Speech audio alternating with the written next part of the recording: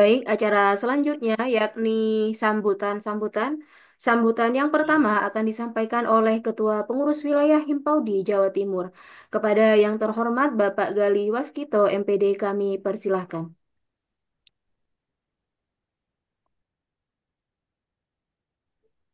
Baik, terima kasih. Apakah suara bisa didengar? Bisa, Bisa, Pak. bisa, Pak. Bisa. Bisa, Pak. Bismillahirrahmanirrahim. Assalamualaikum warahmatullahi wabarakatuh. Waalaikumsalam Waalaikumsalam warahmatullahi warahmatullahi wabarakatuh. wabarakatuh. Alhamdulillah. Wassalatu wassalamu ala rasulillah wa ala alihi wa sahbihi wa man tabi'ahum bi ihsanin ila yaumiddin. Selamat pagi, salam sejahtera dan sehat selalu bagi kita semua. Salam wastiastu namo buddhaya. Salam kebajikan rahayu. Yang sama-sama kita hormati Ketua Umum PPI Baudi Dok.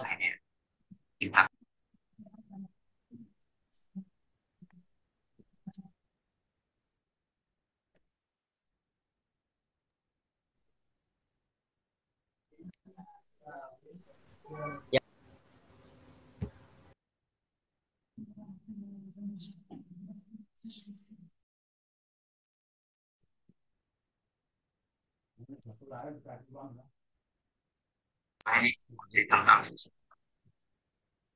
cocoknya biasanya jadi ini kita tentang itu biar nanti backgroundnya ini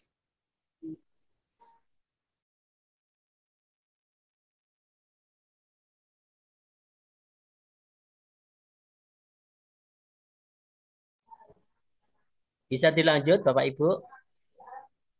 Ini bisa, Pak. Bisa, Pak. Baik, Mohon maaf ya tadi. Bisa, ya. Pak.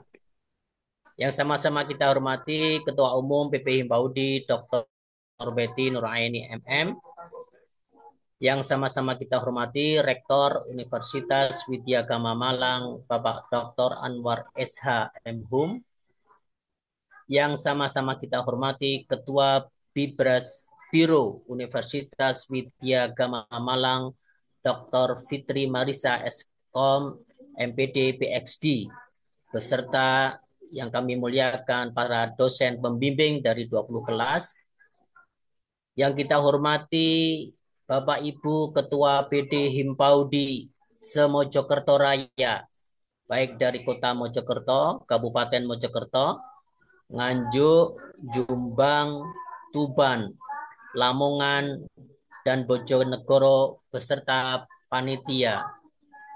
Yang sama-sama kami banggakan teman-teman Laskar Himpaudi peserta workshop Computational Thinking dari Mojokerto Raya, para hadirin dan undangan, salam Himpaudi, cinta anak usia dini Indonesia. Himpaudi Jaya, Himpaudi Jaya, Himpaudi Jaya. Jaya. Jaya. Marilah kita panjatkan puji dan syukur kehadirat Allah Subhanahu wa taala, Tuhan yang Maha Kuasa, atas limpahan rahmat dan karunia-Nya. Dengan penuh rasa syukur pada kesempatan yang Allah Ta'ala berikan kepada kita, sehingga kita dapat berkumpul bersama untuk mengikuti workshop Computational Thinking wilayah Mojokerto Raya di tahun 2025 ini. Semoga kita selalu dalam lindungannya dan diberikan kesehatan serta kesejahteraan. Amin ya Rabbal Alamin. Salawat dan salam senantiasa tercurah ke Nabi Muhammad Sallallahu Alaihi Wasallam beserta keluarga, para sahabat, dan seluruh pengikutnya. Semoga berkah tersebut juga sampai kepada kita semua hingga akhir zaman. Amin amin ya Rabbal Alamin. Bapak Ibu, hari ini merupakan serangkaian tahapan kegiatan program kemitraan yang luar biasa antara pengurus pusat Himpaudi, Universitas Widya Gama Malang, dan tentunya PW dan PD Himpaudi yang ada di Jawa Timur dalam rangka kegiatan workshop Computational Thinking. Hari ini merupakan tahap yang kedua di tahun 2025 dan rencananya insya Allah akan ada 6 tahapan kegiatan WCT yang akan digelar di 38 kabupaten dan kota di Jawa Timur pada tahun 2025 ini. Terucap syukur dan terima kasih yang tak terhingga kami haturkan kepada pengurus pusat Himpaudi, Universitas Widya Gama Malang, dan tentunya Bibras Biro Universitas Widya Gama Malang yang menyelenggarakan program WCT ini dan memberi kesempatan kepada PTK PAUD di kabupaten dan kota se-Jawa Timur untuk dapat mengakses kegiatan ini. Pengetahuan tentang computational thinking merupakan salah satu dasar kompetensi yang insya Allah akan diperlukan oleh para guru dan pendidik saat nantinya akan berinteraksi dengan peserta didik di dalam pembelajaran.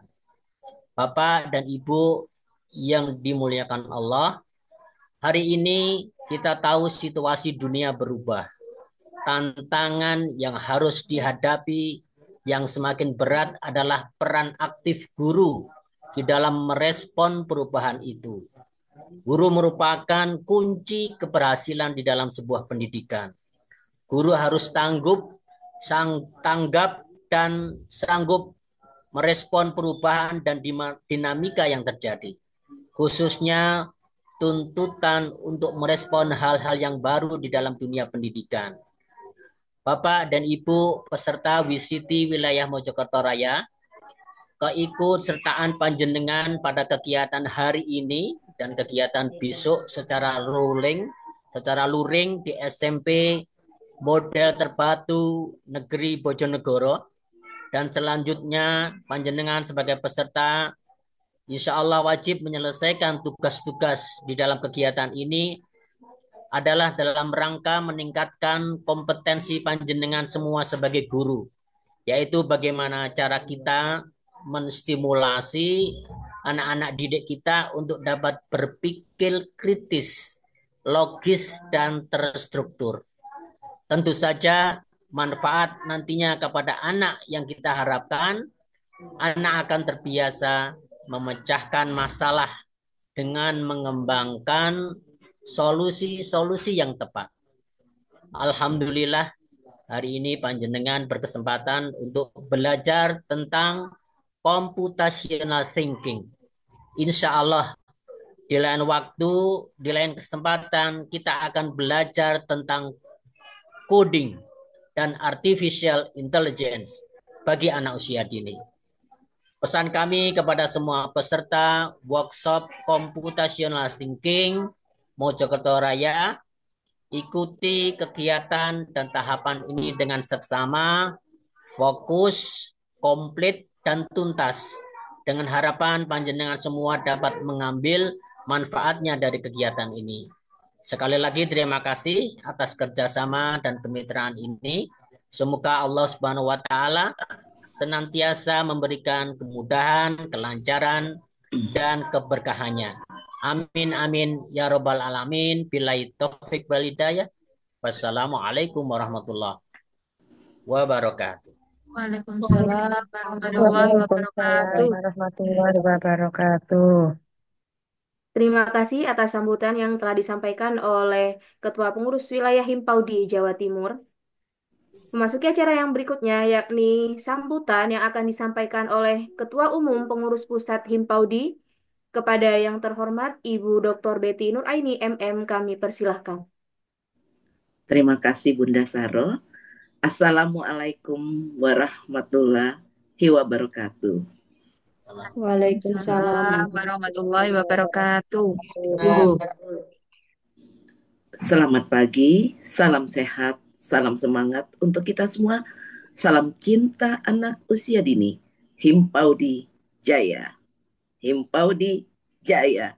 Himpaudi Jaya. Yang kami hormati dan kami banggakan tentunya Bapak Rektor Universitas Widyagama Malang, Bapak Dr. Anwar SHMHum. Yang kami hormati Ketua Babras Biro Universitas Widyagama Malang, Ibu Fitri Marisa PhD. Yang kami hormati seluruh panitia dan narasumber yang tergabung di sini, dan yang Popo sayangi, Popo banggakan, Ketua PW Himpaudi Provinsi Jawa Timur berserta seluruh jajarannya. Tadi sudah memberikan sambutan Bapak Gali Waskito SPD. Kemudian ini acara menjadi besar, ada 400 orang karena bergabung Mojokerto Raya katanya. Yang tergabung ada 7. Yang pertama Mojokerto Kota, Mojokerto Kabupaten Mojokerto, Jombang, Lamongan, Tuban, Bojonegoro, dan Nganjuk. Di sini adalah Popo Betty Nuraini yang sedang berbicara, ibu dari Himpaudi. Rasanya bangga dan bahagia berada di sini. Dan yang sangat Popo banggakan, seluruh peserta tadi yang terdiri dari 7 kabupaten kota, peserta computational thinking. Terima kasih, tapi kalau kita lihat ini ada yang belum hadir ya teman-teman. Mohon dihubungi masing-masing kabupaten kota untuk teman-teman yang belum hadir di sini. Puji dan syukur senantiasa haruslah kita panjatkan kehadirat Allah Subhanahu wa Ta'ala, bahwa di dalam segala situasi Himpaudi itu tetap menjadi pembelajar sejati, bahkan di hari libur seperti ini. Ini tentu tidak mudah karena harus ada keseimbangan antara bagaimana sebagai pengurus, sebagai guru, dan sebagai orang tua, sebagai istri atau sebagai suami, yang di saat liburnya harus diambil apresiasi tertinggi kepada kita semua, juga kepada Universitas Widyagama Malang beserta seluruh jajarannya. Bapak dan Ibu, acara ini sudah cukup lama kita laksanakan dari tahun kemarin.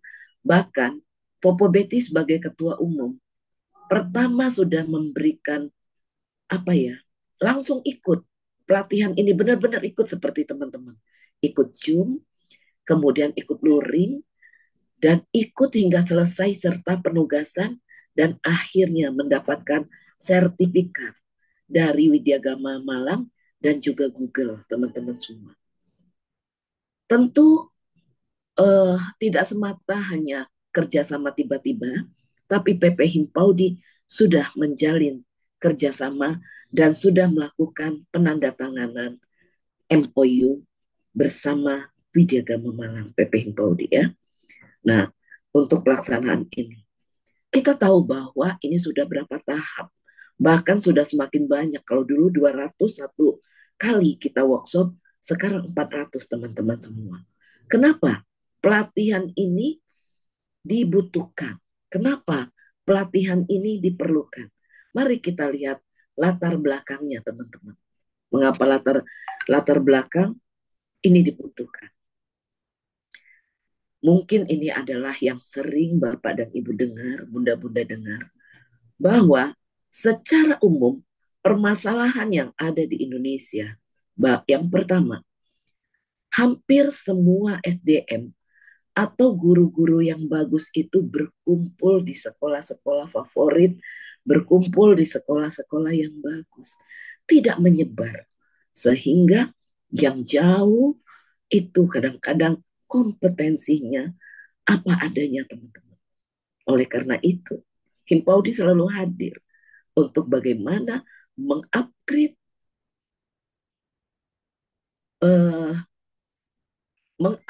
kompetensi para guru-guru kita, guru-guru PAUD non formal. Kemudian permasalahan yang kedua, masih banyak terjadi perundungan di satuan PAUD maupun di sekolah-sekolah dasar, ya menengah. Kemudian masih ada intoleransi, ada kekerasan yang terjadi di sekolah-sekolah, teman-teman. Bahkan di lingkungan terdekatnya sendiri, itu terjadi. Yang ketiga, adanya kemampuan mengatasi trauma itu yang masih terbatas, ketidakmampuan, ketidaktahuan, sehingga ini butuh pihak-pihak lain yang untuk membantu. Yang keempat, pola pikir dari kita masih banyak yang belum ke arah grow mindset. Mohon dibantu untuk di-mute teman-teman yang operator, di-mute semua. Jadi pola pikir itu belum menuju grow mindset. Masih banyak para pendidik kita yang pola pikirnya fixed mindset, termasuk para orang tua. Fixed mindset itu menganggap semua itu tidak bisa berkembang. Hanya itu apa adanya. Tetapi pola pemikiran yang grow mindset itu, dia berkembang. Menganggap bahwa sesuatu bisa kita pelajari untuk memperbaiki kehidupan ini. Begitu.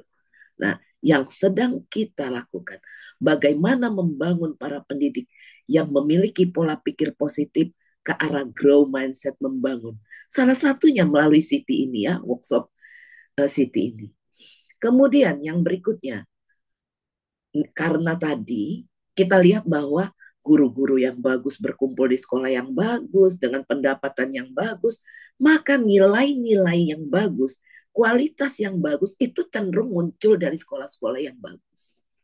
Ketidakmerataan inilah yang harus kita jembatani, teman-teman semua. Pelatihan yang begitu banyak supaya kita mendapatkan keadilan di dalam peningkatan kompetensi. Bayangkan Widyagama Malang hadir bekerja sama dengan PP Himpaudi, PW Himpaudi, PD Himpaudi sampai ke Satuan Pendidikan dan dibiayai bersama Google, dan sertifikatnya tidak main-main, teman-teman. Artinya kita butuh keseriusan untuk mengikuti ini. Teman-teman semua, berikutnya mengapa kita harus ikut workshop computational thinking ini? Kita tahu bahwa perkembangan dunia digital tidak bisa kita hindari lagi. Juga di anak usia dini. Bahkan jika tidak terarah, yang akan terjadi sungguh menakutkan kita. Bayangkan, survei yang dilakukan Himpaudi dengan International Labour Organization pada tahun kemarin. Kami melakukan survei dan hasil survei salah satunya terdapat 74% anak yang speed delay. Diisi oleh 2.222 guru anak 0 sampai 3 tahun. Kenapa? Salah satu faktornya ketidakterarahan penggunaan teknologi mereka bermain gadget. Nah, ini yang harus kita jembatani. Karena jika tidak, kita khawatir sekali. Akankah generasi kita menuju generasi emas? Atau sekarang sebaiknya kita sama-sama cemas saja. Supaya kita melakukan yang terbaik, bisa menghantarkan anak kita menuju generasi emas yang sesungguhnya. Begitu. Dan jauh dari kehidupan kita sebelumnya, jauh, Ki Hajar Dewantara sudah mengatakan, pendidikan adalah tempat persemaian segala benih kebudayaan hidup dalam masyarakat. Jadi, di masyarakat itu bersemi semua benih-benih kehidupan. Pendidikan, dan saat ini kita tahu untuk apa computational thinking hadir. Computational thinking hadir, mereka adalah persemaian benih kebudayaan digital. Kalau dulu kita masih sangat tradisional. Siti, persemaian kebudayaan digital. Nah, ini luar biasa kita ikuti teman-teman semua. Dan yang ketiga, ajarilah anak-anakmu sesuai dengan zamannya. Bukan zamanmu. Kita harus peduli. Tidak bisa melepaskan anak-anak kita menggunakan teknologi tanpa arahan. Kita berikan gadget, mereka hanya lihat game, lihat film-film, sesuatu yang tidak terarah. Maka, kenapa computational thinking menjadi penting? Kenapa PP Himpaudi mau melakukan MOU dengan Widya Gama Malang? Kami melihat ini penting untuk kedepannya. Kenapa? Karena Siti atau computational thinking itu bisa membuat anak-anak berpikir secara terstruktur. Jadi, komputer itu hanya melakukan apa yang dimau user. Usernya itulah yang mesti diperkuat penggunanya, teman-teman. Kemudian, apalagi? Yang kedua, dengan mempelajari computational thinking, itu bisa membawa kita mengajarkan anak-anak agar dapat menyelesaikan permasalahan dengan praktis, dengan logis, anak-anak bisa inovatif, mempunyai pemikiran yang terbuka. Kalau ini kita lakukan terhadap anak-anak kita, tentunya si pendidik dulu harus punya ilmunya. Gitu. Yang ketiga, computational thinking itu adalah konsep dan dilakukan sebelum program menulis. Konsep yang nanti kita tuangkan. Yang keempat, dapat diimplementasikan di berbagai bidang ilmu yang saat ini. Kalau menurut Popo, 400 orang yang bergabung di sini, dibukakan pintu rezekinya. Diberikan ilmu. Jadi pintu rezeki itu bukan hanya uang, bunda-bunda, ayanda. Tetapi ilmu, peningkatan kompetensi yang di antaranya nyaris banyak para pendidik kita di Indonesia belum punya pendidik PAUD. Sedangkan di Jawa Timur ini sudah beribu-ribu dikuatkan. Kerjasama dengan Widya Gama Malang bersama Google. Belum bisa merambah ke tempat lain. Dan di kementerian kita sendiri sedang menguatkan computational thinking untuk para pendidik anak usia dini. Apa tahapannya? Ada 4. Popo udah belajar tahu, tapi saya tidak menjelaskan teman-temannya. sudah belajar dari para guru-guru Widyagama Malang gitu ya. Yang pertama, decomposition. Yang kedua, pattern recognition. Yang ketiga, abstraksi. Dan keempat, algorithmus design. Lalu apa empat ini? Tidak bolehlah Popo yang menjelaskan. Nanti akan dijelaskan oleh para narasumber hebat dari Widyagama Malang. Mereka akan mendampingi, menjelaskan teori-teorinya, kemudian menjelaskan praktek yang luar biasa. Tugas kita satu, teman-teman, mendengarkan dengan baik, mencatat dengan baik. Kita ingat, kemudian lakukan penugasan dengan tuntas. Setelah itu, nanti dapat sertifikat kalau sudah tuntas. Sertifikat itu bukan hanya selembar sertifikat, tetapi penuh pemaknaan di mana apa yang sudah kita dapatkan harus kita implementasikan dalam kehidupan kita sehari-hari, kita ajarkan kepada anak-anak kita agar tujuan dan titik lemah tadi yang Popo sampaikan dapat kita tanggulangi. Jangan bilang kami hanya satu guru. Jangan bilang kami hanya 400 yang sedang mengadakan pelatihan hari ini. Di antara 281 juta penduduk Indonesia. Kita lihat sebuah danau yang tenang. Ambillah sebuah kerikil yang kecil. Lempar ke tengah danau itu. Maka air yang tenang tadi akan membentuk gelombang putaran kecil yang semakin lama dia semakin membesar, dan membesar. Itulah yang harus kita lakukan. Kita tularkan semua ilmu computational thinking di sekitar kita, di satuan pendidikan, di anak-anak kita.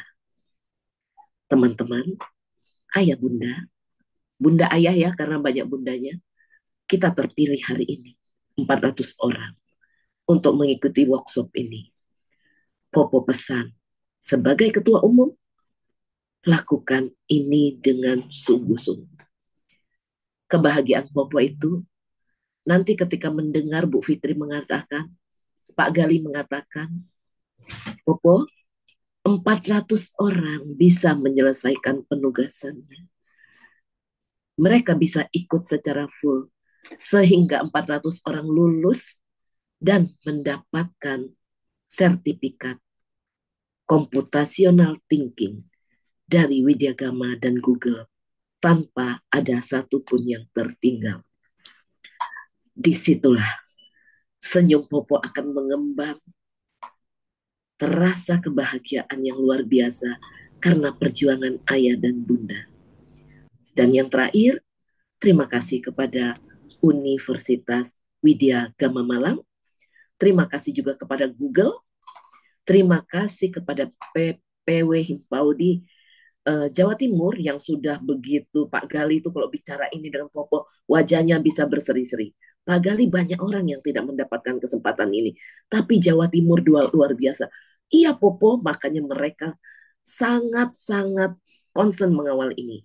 Ibu Sekretaris Bu Elinya, kemudian bidang diklat dan lain sebagainya, itu concern juga untuk menjaga pelatihan ini. Dan ujung tombaknya adalah PD dan peserta pelatihan itu sendiri. Terakhir pantun untuk kita semua. Dan Popo tidak pernah mengganti pantun ini. Ya, kalau cakep boleh ditulis ya, dicek. Ini tidak pernah diganti. Kalau tak ada tinta, takkan kugubah sebuah puisi. Kalau tidak ada cinta, tidak mungkin kita semua berada di sini. Hari Minggu pagi, gerabak kerubuk masuk ke Zoom. Itu karena semua kecintaan kita terhadap Himpaudi. Semua kecintaan kita terhadap anak usia dini.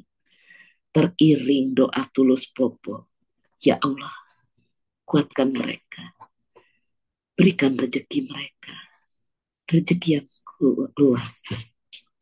Kesetaraan yang segera bisa digapai. Karena PP Himpaudi bersama PW dan PD, kami berjuang. Bahkan bertemu Pak Menteri sudah 3 kali Popo lakukan bersama PP. Bertemu Wakil Menteri sudah berulang kali. Bertemu Bapak Dirjen.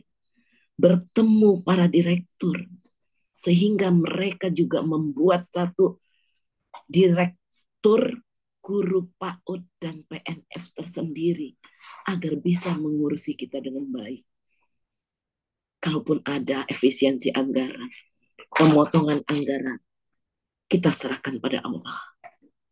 Dan tanggal 6 Desember kami lakukan perjuangan di Rumah Rakyat DPR RI yang diterima langsung oleh Ketua Komisi 10 DPR RI, Bunda Hetifah.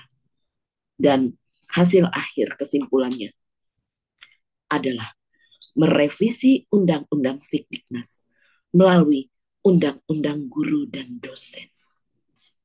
Insya Allah, kita kawal bersama kesetaraan guru PAUD non-formal melalui revisi Undang-Undang Sikdiknas.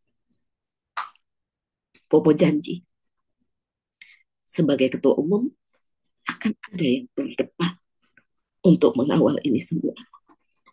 Tugas bunda-bunda berdoa, tingkatkan kompetensi, layakkan diri kita untuk disetarakan. Itu. Terima kasih. Mohon maaf lahir dan batin. Mudah-mudahan Allah menjawab doa kita semua.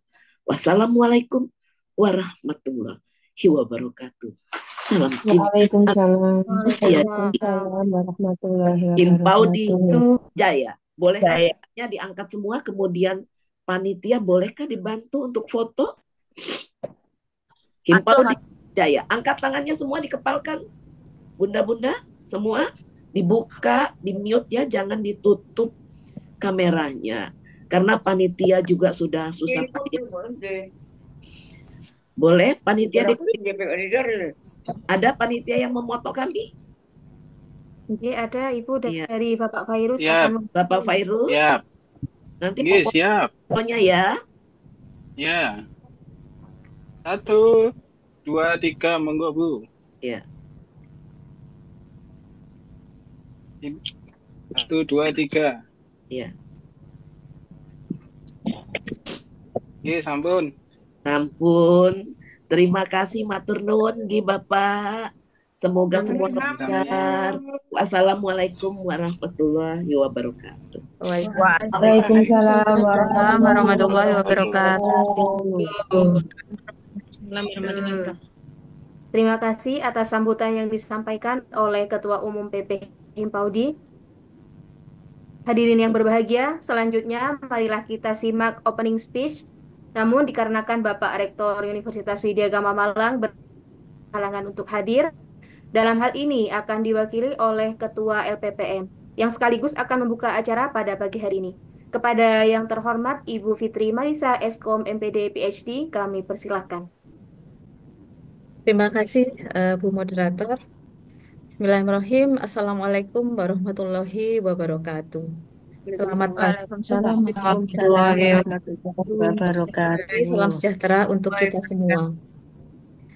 Yang terhormat Ibu Ketua Umum PP Himpaudi yang saya banggakan, Dr. Betty Nuraini MM. Yang terhormat Ketua PW Himpaudi Jawa Timur yang saya banggakan, Bapak Galih Waskito MPD, beserta seluruh Ketua PD Himpaudi dari 7 wilayah di Mojokerto Raya. Yang kami hormati dan kami cintai seluruh peserta dari pelatihan Computational Thinking Himpaudi Mojokerto Raya yang saya banggakan.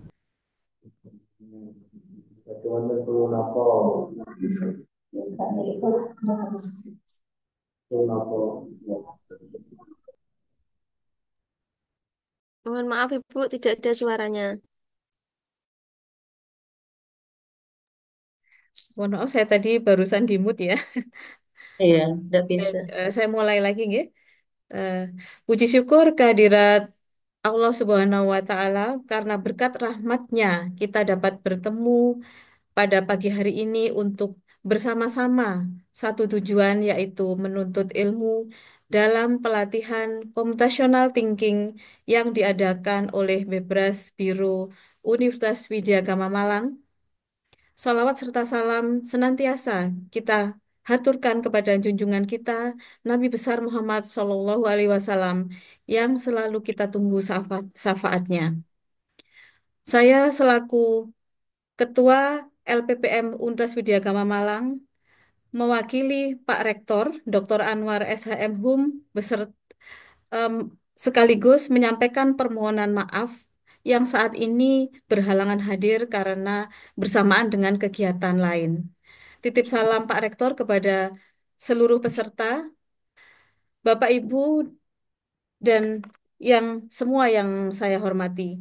Seiring dengan pesatnya perkembangan teknologi, tantangan dalam dunia pendidikan semakin beragam. Salah satu hal yang menjadi perhatian utama adalah bagaimana kita dapat mempersiapkan anak-anak sejak usia dini untuk menghadapi masa depan yang penuh dengan inovasi dan perubahan. Untuk itu, sangat penting bagi kita untuk mengenalkan konsep computational thinking atau berpikir komputasional sejak dini, termasuk di jenjang PAUD. Computational thinking adalah cara berpikir yang sistematis dan terstruktur dalam menyelesaikan masalah, yang melibatkan analisis, pemecahan masalah, dan penerapan pola. Kemampuan ini bukan hanya terkait dengan teknologi atau komputer semata, tetapi lebih kepada cara kita memecahkan masalah secara efektif dan efisien yang dapat diaplikasikan dalam kehidupan sehari-hari. Dalam pelatihan ini, bunda-bunda akan mendapatkan pemahaman dasar tentang computational thinking, serta bagaimana konsep ini dapat diterapkan dalam kegiatan belajar mengajar di PAUD. Kami berharap pelatihan ini dapat memberikan wawasan baru bagi Bapak dan Ibu dalam mengembangkan kreativitas dan keterampilan anak-anak didik, serta mempersiapkan mereka untuk menghadapi tantangan yang semakin kompleks. Dengan semangat belajar yang tinggi, mari kita manfaatkan kesempatan ini sebaik-baiknya untuk saling berbagi pengetahuan dan pengalaman. Semoga pelatihan ini dapat menjadi awal yang baik bagi langkah-langkah besar kita dalam menentukan generasi yang cerdas, kreatif, dan siap menghadapi masa depan. Akhir kata, dengan ucapan Bismillahirrohmanirrohim, saya selaku Ketua LPPM mewakili Rektor Universitas Widya Gama Malang dengan resmi membuka pelatihan Computational Thinking untuk guru PAUD di kalangan Himpaudi Mojokerto Raya. Semoga pelatihan ini memberikan manfaat yang besar bagi kita semua. Selamat mengikuti pelatihan dan semoga sukses. Wassalamualaikum warahmatullahi wabarakatuh. Waalaikumsalam warahmatullahi Waalaikumsalam wabarakatuh. warahmatullahi wabarakatuh. Baik, terima kasih atas opening speech sekaligus pembukaan dari Ketua LPPM. Sebelum memasuki acara inti, terlebih dahulu kita akan melakukan sesi foto bersama. Jadi meskipun tadi sudah melakukan sesi foto, akan kita ulang kembali untuk melakukan sesi foto bersama. Monggo diharapkan Ibu dan Bapak sekalian untuk membuka kameranya. Jadi kita akan melakukan sesi foto bersama semua slide. Ini ada 16 slide. Monggo saya serahkan kepada Pak Fairuz untuk eh, memandu sesi foto bersama. Ye, Bapak Ibu mohon on cam sebelum saya bilang selesai nanti dipertahankan on camnya nggih. Ini saya foto satu persatu slide. Untuk slide pertama, satu, dua, tiga.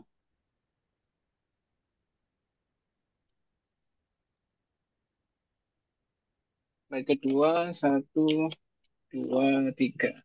Kak Isa, fotonya muncul. Kak Isa.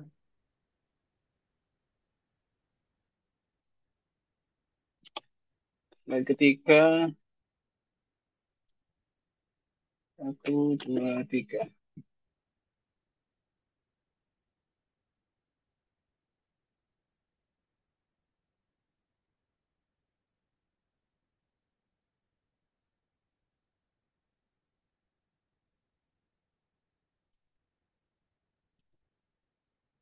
Slide keempat. Satu, dua, tiga.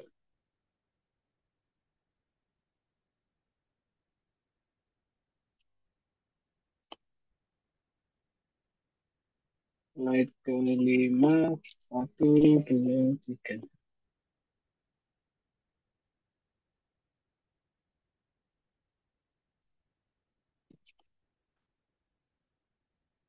Slide keenam.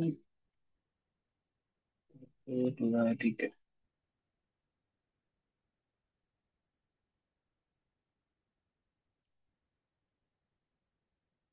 Tujuh. Satu, dua,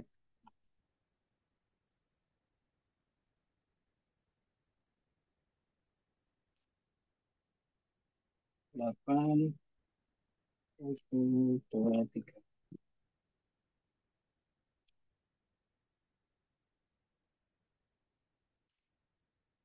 9.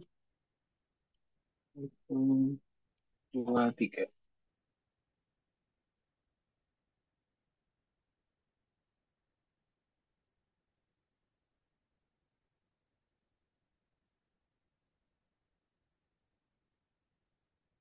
9. 10. Satu, dua, tiga.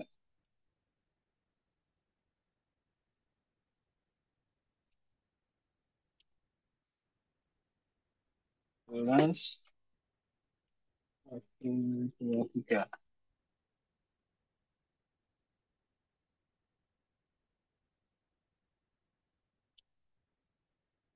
12. Satu, dua, tiga.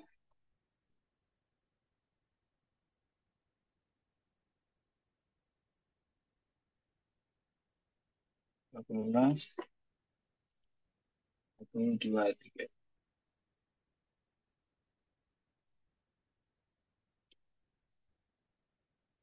12. Satu, dua, tiga.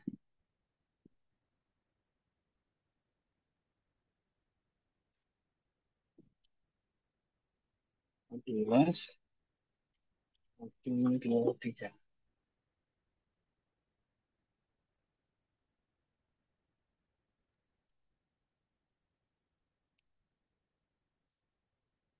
Ayo, Terakhir. video ibu. Satu, dua, tiga.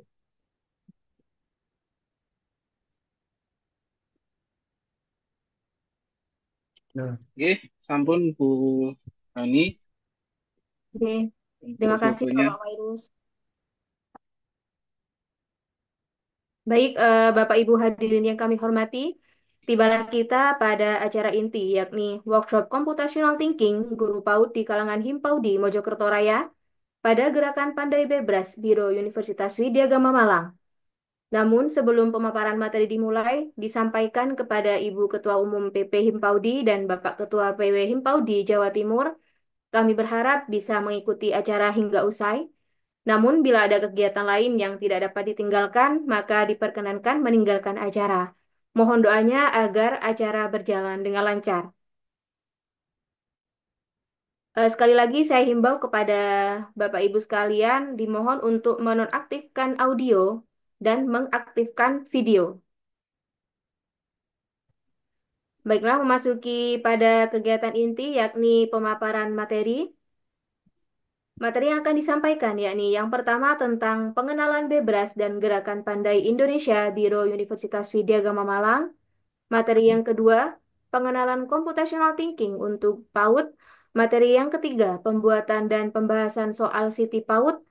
Materi yang keempat, pembuatan akun Bebras dan pembahasan soal di kecil.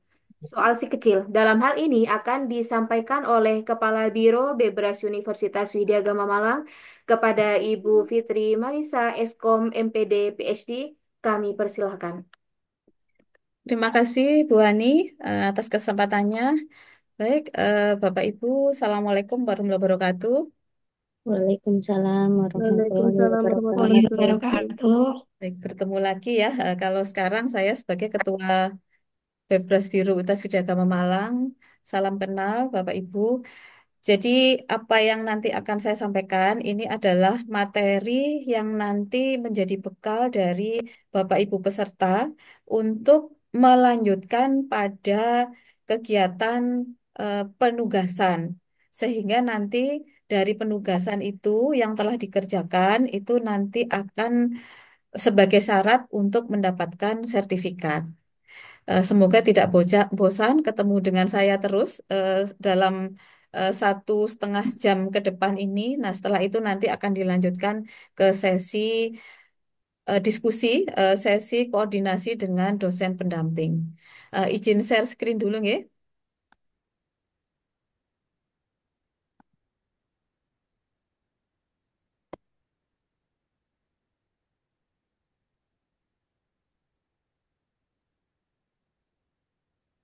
Bapak Ibu, apakah sudah share screen saya sudah ada? Sampun. Ya, Ya, sudah. Sudah.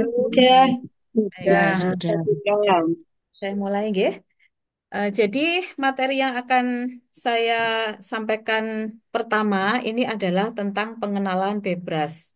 Jadi seperti yang disampaikan oleh Bu Hani tadi bahwa yang materi inti yang akan dipelajari atau yang nanti menjadi bekal dari para peserta ini adalah pengenalan sekaligus praktek bagaimana menerapkan computational thinking untuk siswa PAUD.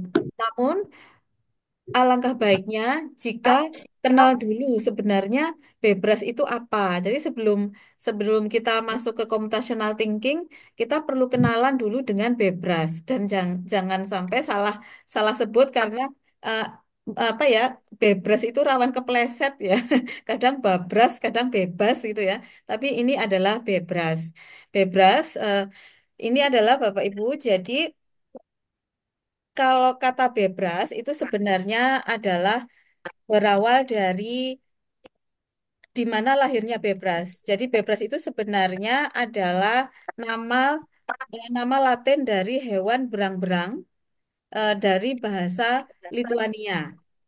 Nah, kenapa bebras ya? Kenapa bukan hewan lain? Karena bebras ini terkenal dengan dua karakter yang menonjol yaitu cerdas dan tidak pantang menyerah.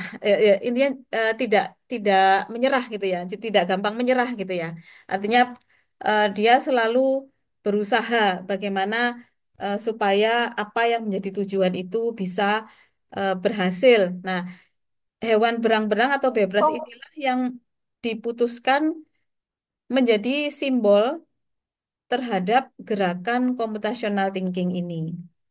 Nah, kemudian dari eh, tahun pendiriannya, Bebras itu sebenarnya dimulai pada tahun atau lahir pada tahun 2004 oleh pendirinya yaitu Profesor Valentino Digin dari Lituania. Jadi asal dari Bebras ini adalah dari negara Lituania.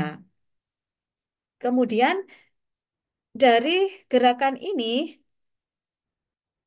pendiri Bebras merangkul beberapa negara untuk bisa sharing atau untuk bisa menularkan computational thinking, menularkan bagaimana konsep berpikir komputasional ini merangkul berbagai negara, di antaranya adalah Indonesia. Nah, ini di slide adalah eh, website dari Bebras, website resmi dari Bebras. Nah, dari sini kita bisa melihat tujuan, kemudian semua profil yang berhubungan dengan Bebras dan juga apa saja kegiatannya. Nah, dari negara-negara yang ajak atau negara-negara yang tergabung di dalam anggota Bebras ini total sampai dengan 2024 ya ini ya 2024 adalah 78 negara termasuk Indonesia. Nah, kemudian dari Indonesia ini diprakarsai oleh salah satu dosen ITB yaitu Dr. Inge atau Dr. Indriani yang mendirikan Bebras ORID. Jadi Bebras yang mana Indonesia menjadi utusan dari Bebras Dunia, kita memiliki organisasi di Indonesia, ini namanya Bebras Indonesia atau websitenya Bebras or ID. Nah, di mana gerakannya, salah satu gerakan dari Bebras adalah gerakan pandai, Pak Ibu. Jadi kenapa kok ada gerakan pandai, gerakan Bebras? Karena pandai itu adalah salah satu gerakan yang mengenalkan computational thinking kepada para guru dari tingkat PAUD, TK, SD, SMP, SMA. Pandai itu adalah singkatan, kepanjangannya adalah pengajar era digital. Nah, apakah Bebras punya kegiatan lain? Ada. Jadi misalnya salah satunya adalah yang akan dirilis ini adalah kegiatan pelatihan AI. Memang belum sedang persiapan, rencana 2025 akan di launching. Kemudian ada lagi gerakan tentang pertanian digital, pertanian yang diusung dengan komputerisasi. Ini juga berproses eh, mulai dari beberapa tahun yang lalu, Kak.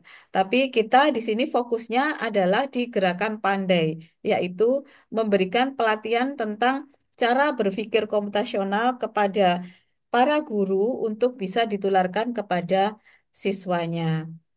Nah, ini di dalam gerakan ini, Bebras Indonesia ini merangkul perguruan tinggi, termasuk Widyagama. Nah, melalui beberapa tes, nah kemudian dari tes itu maka diputuskan salah satunya Widyagama adalah termasuk yang ditunjuk menjadi biro. Biro perwakilan dari Bebras Indonesia untuk share atau untuk menularkan konsep computational thinking kepada sekolah-sekolah, kepada para guru di sekolah-sekolah baik tingkat PAUD sampai dengan SMA yang sederajat dan yang sederajat. Nah, ini salah satu bukti bahwa Untas Widyagama Malang menjadi secara resmi menjadi biro dari Bebras Indonesia. Nah, tentang Biro Untas Widyagama Malang, profil kami memang kita lebih fokus untuk menangani atau memberikan pelatihan kepada guru-guru PAUD di kalangan Himpaudi. Nah, kami juga sudah bekerja sama sejak 2023 dengan pengurus pusat, sudah MOU dengan pengurus pusat dan berkomitmen untuk memberikan pelatihan kepada Himpaudi di Jawa Timur. Nah, harapan kami juga dan harapan Himpaudi juga bisa keluar Jawa Timur. Ini juga masih dalam proses negosiasi. Mohon doanya Bapak Ibu, jika Jawa Timur sukses, nanti kita akan berusaha untuk bisa masuk ke luar Jawa Timur. Nah, kenapa seperti ini, Bapak Ibu? Jawa Timur ini termasuk yang diuntungkan karena posisi kami adalah di Jawa Timur. Untas Widyagama Malang ada di Malang, di Jawa Timur, sedangkan biro kami jangkauannya harusnya di wilayah Jawa Timur. Tapi kami berusaha untuk bisa menjangkau wilayah lain jika apa yang sudah kami laksanakan di Jawa Timur itu berdampak besar.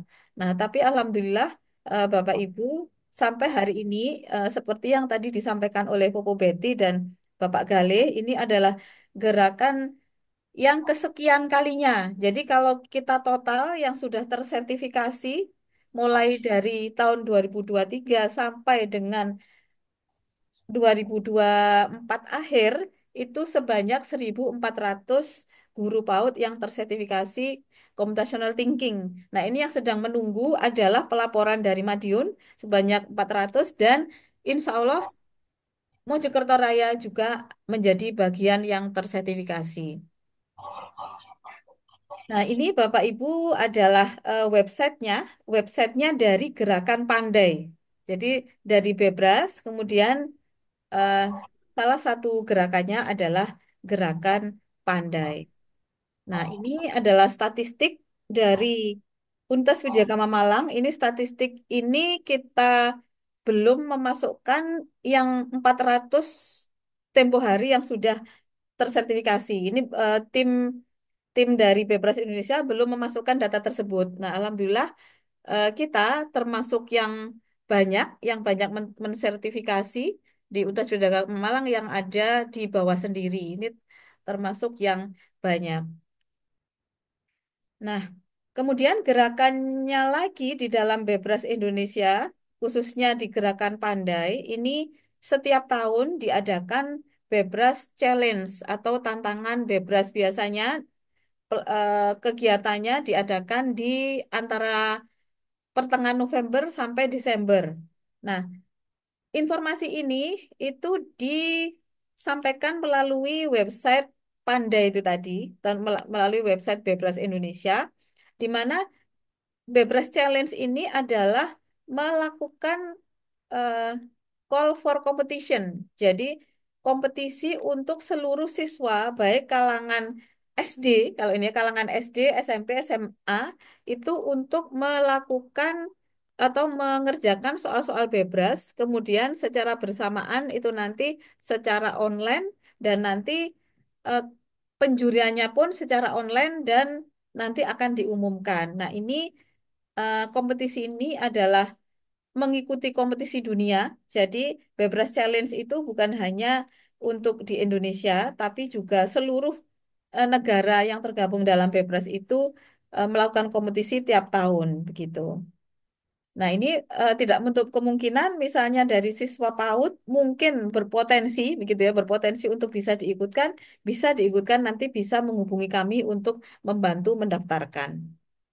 Nah, baik, saya beralih slide, Bapak Ibu, untuk gerakan penjelasan tentang gerakan Bebras. Nah, saya akan beralih slide ke pengenalan computational thinking.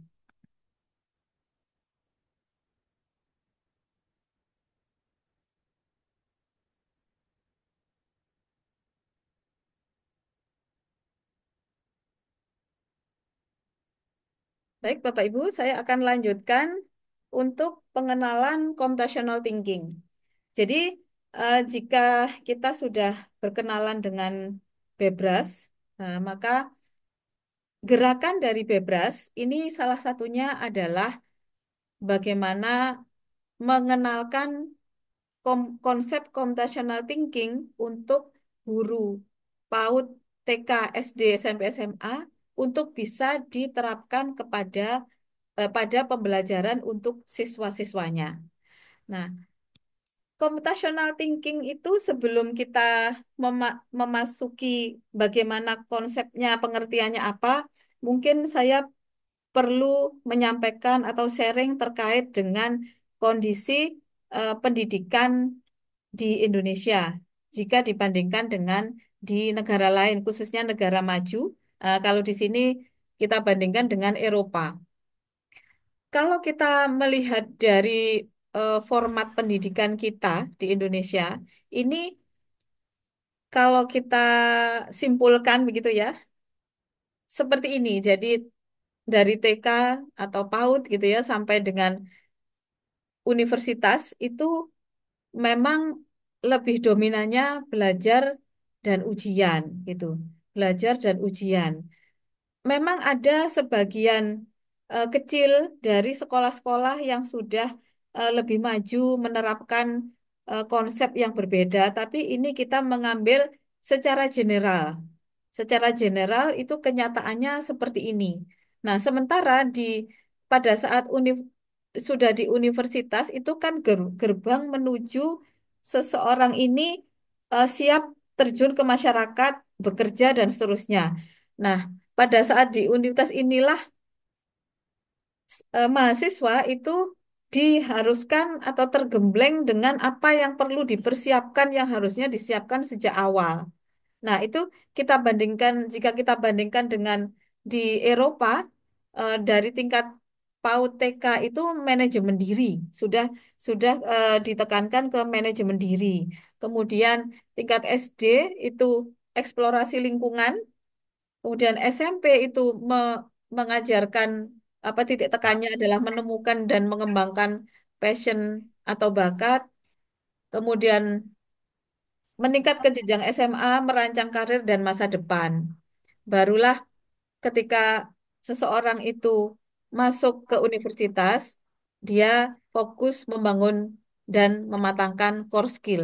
Nah, apa yang sudah diajarkan secara bertahap dari tingkat PAUD, TK sampai universitas ini, kalau di luar negeri, terutama di Eropa, kalau di kita di Indonesia itu diajarkan titik tekannya ada pada universitas. Nah, dari sini kita bisa membayangkan tugas berat dari dosen yang mana yang dituntut untuk bagaimana lulusan itu nanti bisa siap bekerja, begitu ya, siap intinya siap terjun ke masyarakat.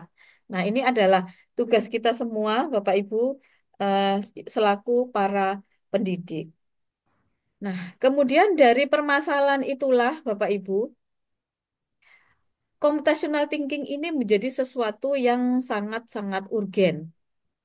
Kalau yang sudah disampaikan Pupu Betty tadi sempat menukil dari apa yang menjadi eh, moto dari Bapak Pendidikan kita, Ki Hajar Dewantoro, bahwa pendidikan ini adalah tempat persemaian segala benih kebudayaan yang hidup dalam masyarakat.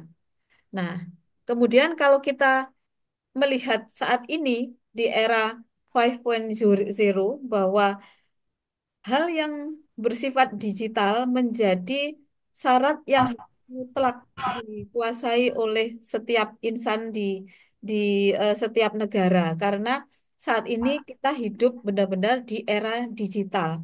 Nah, untuk itu secara secara otomatis kemampuan untuk berpikir yang dimana hubungannya dengan digital itu harus dikuasai oleh manusia, oleh masyarakat.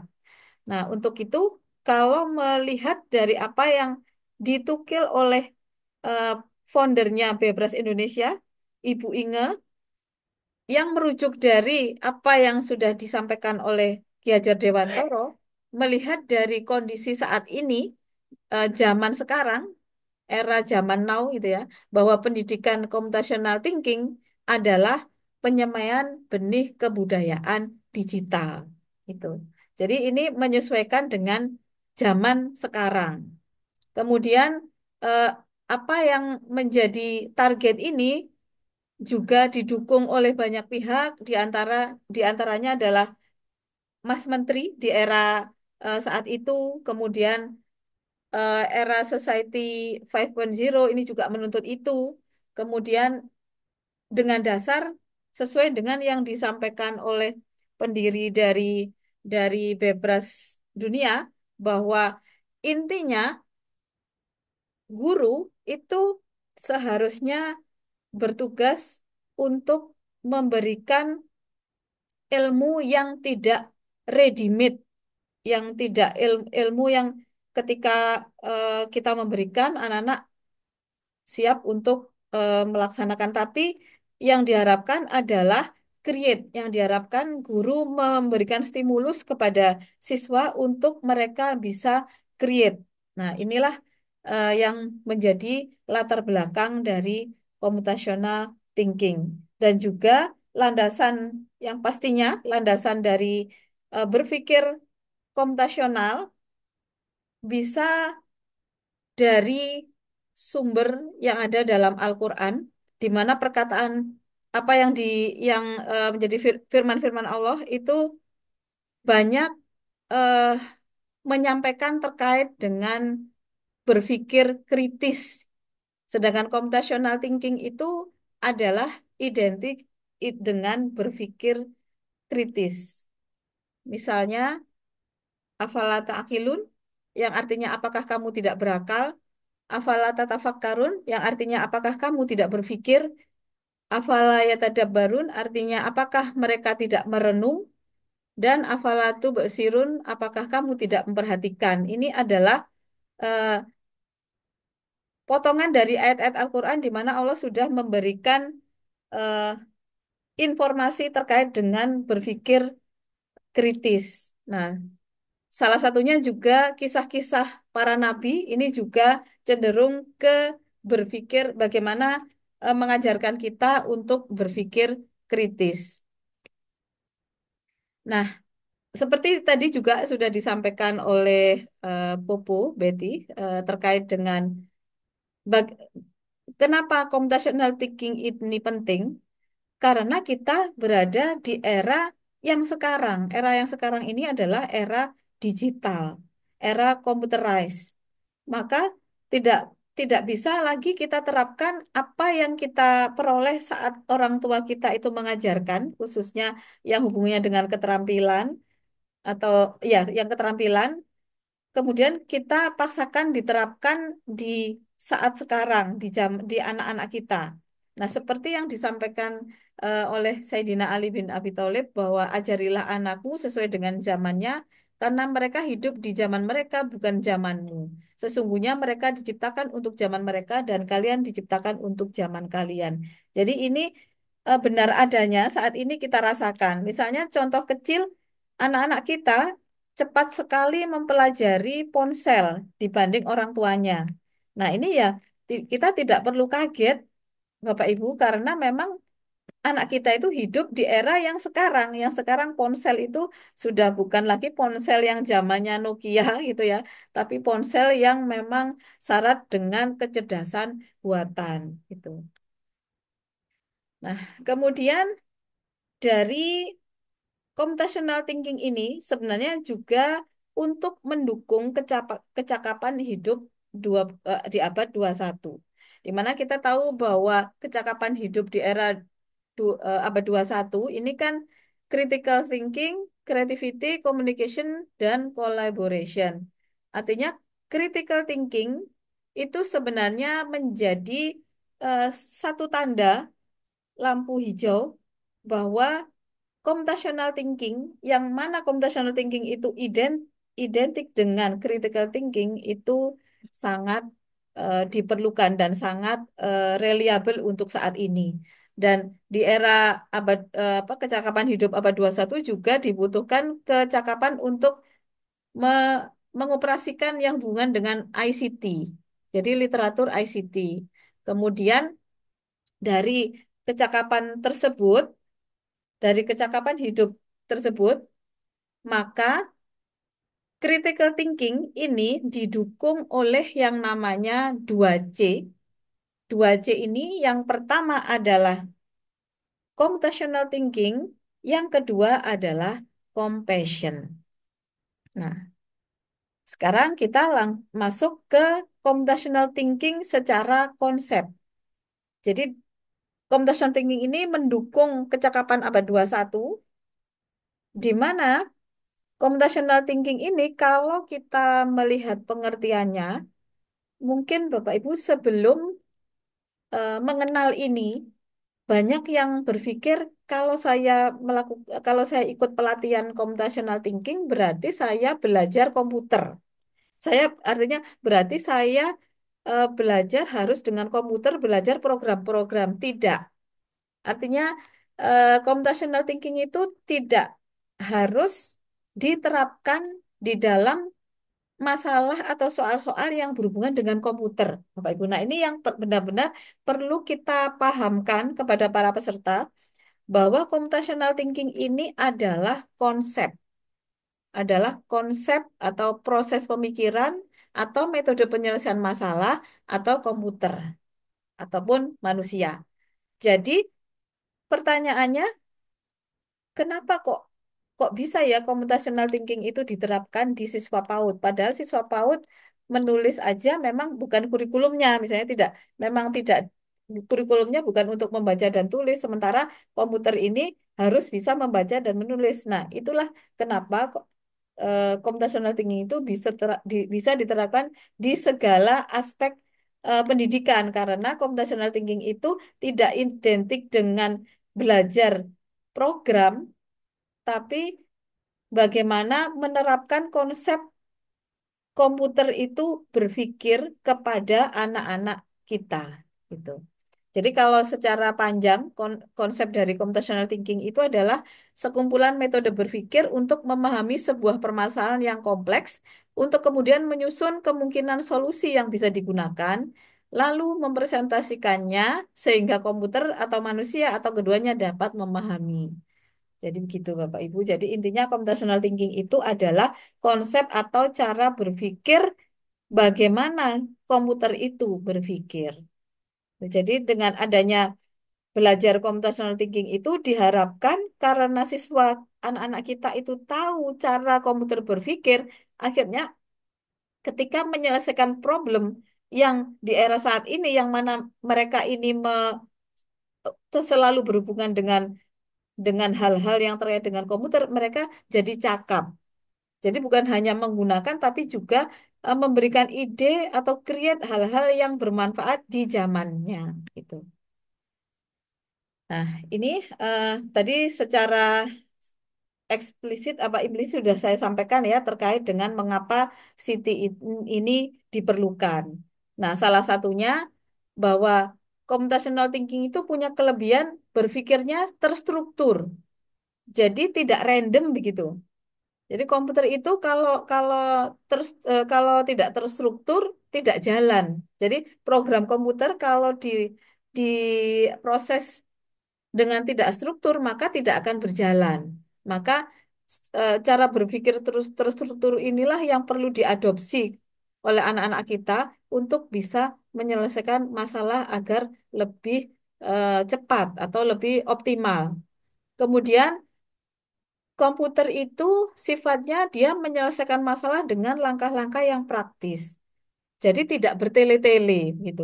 Jadi kalau misalnya mau ke jalur A itu langkahnya 10 langkah. Kalau cara berpikir komputer, bagaimana ya caranya supaya bisa jadi 5 langkah saja atau bahkan 2 langkah saja. Tidak perlu banyak langkah tapi tujuannya sama. Nah, itu adalah ciri khas dari cara berpikir komputer. Nah, itu yang kita eh, harapkan anak-anak mengadopsi ini gitu.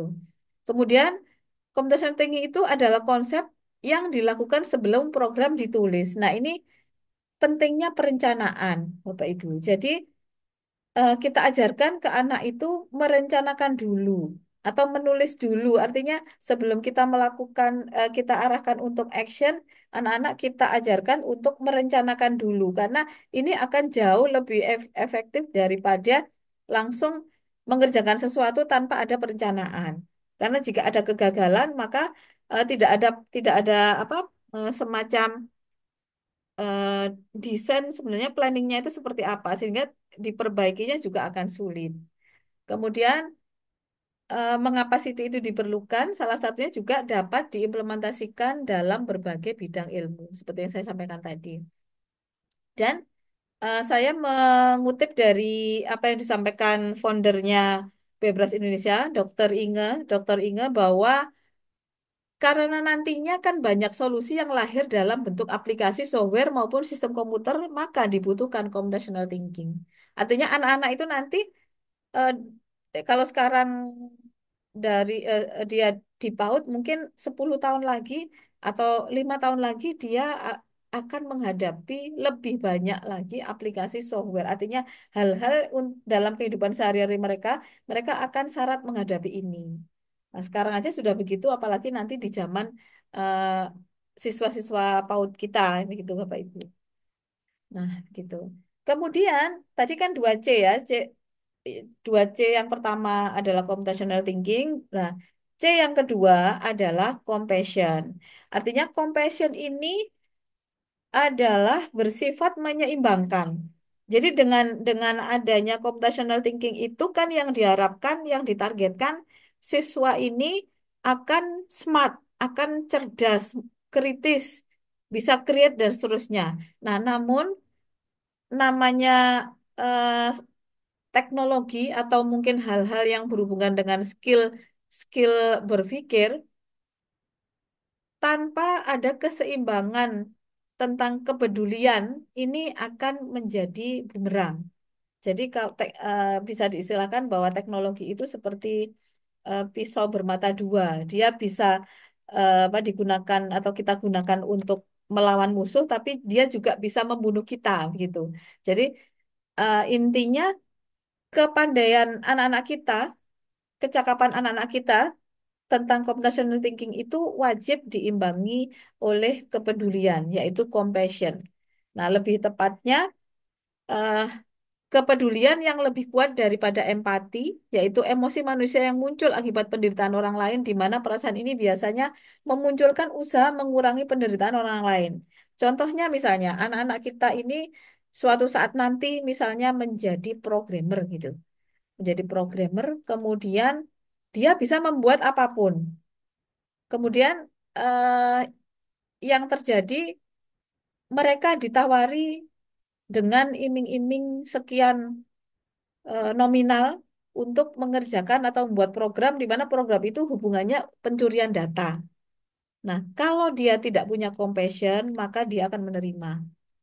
Tapi kalau dia punya compassion, maka dia peduli bahwa jika dia jika dia melakukan, maka dia menjadi bagian yang menjadi merusak atau merugikan masyarakat. Nah, inilah compassion inilah yang tetap perlu kita ajarkan untuk menyeimbangkan ketika kita mengajarkan computational thinking. Nah, kemudian Bapak Ibu, dari computational thinking ini yang perlu kita pahamkan lagi adalah tahapannya. Jadi kalau yang kita bahas ini tadi adalah konsep teori computational thinking itu apa? Karena yang akan kita lakukan ini adalah juga bisa menerapkan computational thinking, tidak hanya sekedar memahami computational thinking selesai, tapi memahami dan bisa menerapkan yang nantinya yang sudah kami bekalkan kepada Bapak Ibu itu benar-benar bisa diterapkan kepada anak-anak kita yang harapannya menjadi pahala jariah bagi kita semua. Untuk itu, tugas kami di dalam Bebras Biro Widyagama adalah memberikan bekal kepada Bapak Ibu tentang bagaimana sih tahapan dari computational thinking. Nah, ini kita mulai ke hal teknis penerapannya, Bapak Ibu. Jadi, Bapak Ibu, tadi sudah di-spill oleh Bu Popo Betty tentang tahapan Siti. Beliau bisa menyampaikan ini karena beliau adalah menjadi salah satu peserta yang lulus. Jadi Bapak Ibu, Popo Betty saja dengan kesibukannya seperti itu bisa selesai dan lulus, apalagi Bapak Ibu pasti bisa nanti untuk menyelesaikan ini. Nah, baik saya masuk ke tahapan Siti. Nah, tahapan Siti ini ada 4. Yang pertama adalah dekomposisi, kemudian pattern recognition, yang ketiga adalah abstraction, dan yang keempat adalah algorithm design. Jadi 3 tahapan ini, sorry, 4 tahapan ini. Nah, 4 tahapan Siti itu benar-benar harus dikuasai oleh seluruh peserta tanpa terkecuali.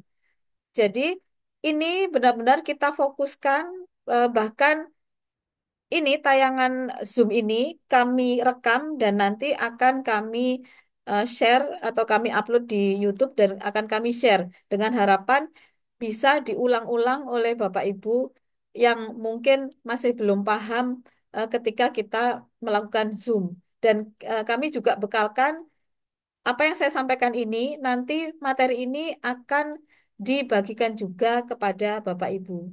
Nah, untuk itu mohon untuk benar-benar dipahami sehingga benar-benar bisa menguasai tentang tahapan Siti ini. Dan nanti yang akan dipraktekkan Bapak Ibu saat melakukan penugasan, karena penugasannya itu adalah micro teaching, nanti secara detail akan dijelaskan oleh Bapak Ibu dosen pendamping. Nah, maka tahapan Siti ini menjadi bekal utama. Jadi tanpa penguasaan tahapan Siti, Bapak Ibu tidak akan bisa mengerjakan tugas.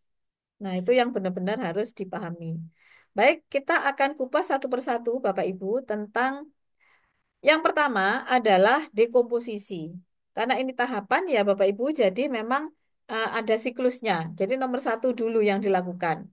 Nah, dekomposisi ini artinya mengurai permasalahan yang kompleks atau sistem menjadi permasalahan yang lebih sederhana.